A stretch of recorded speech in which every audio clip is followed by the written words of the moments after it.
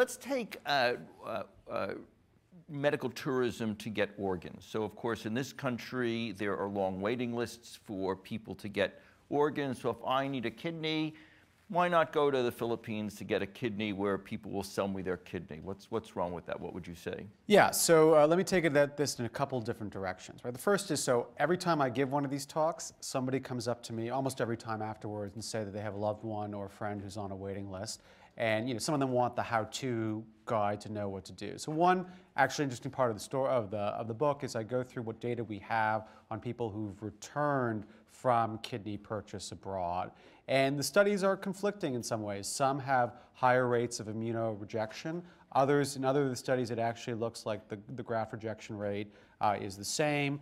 Sometimes there's gaps in the data. So there is this question about whether this is going to go well for you or not. But thinking about yourself as a person whose actions have consequences for others, you have to have a view about whether you think the buying and selling of organs is morally problematic or not. Most people who think it's problematic rely on a series of different arguments. One is corruption.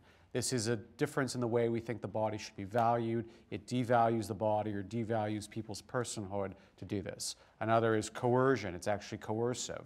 Exploitation. We think people are exploited even if not coerced.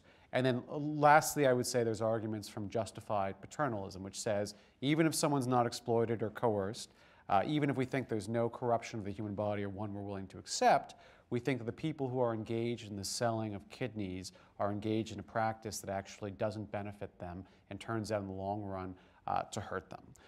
My own view is the strongest, most compelling argument is actually the last of those arguments. And in the book, I kind of review the data and the stories of kidney vendors from Bangladesh, Pakistan, the Philippines, and India. And the story is actually eerily similar in all of these polities, I would say. People are paid somewhere between $2,000 and $5,000 to sell one of their kidneys. They usually end up getting about 2/3 of the money at the end of the day. Most are motivated to sell a kidney to get themselves out of bonded labor or to afford a dowry or to pay off a debt or to get a market stall. Most of them, so I would say 60 to 70% when you follow up with them, and the follow-up data is relatively soon thereafter. It's self-reported health data and self-reported levels of regret.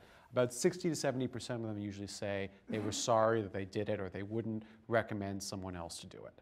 There are also some more unsavory elements of this trade. So for example, in the US, if you donate a kidney, the nephrectomy scar tends to be about 3 inches. These men from Bangladesh end up with nephrectomy scars that are about 20 inches. They come back into the society, and one thing they don't anticipate, which was so interesting to me, is that actually the social stigma of being a kidney man is in some ways the worst part. They have difficulty with marriage. And many of them just don't achieve the goals they set out to do. They never get to pay for the dowry. They never get the stall in the market. So my own views of this, so there's people who have in principle objections to selling organs.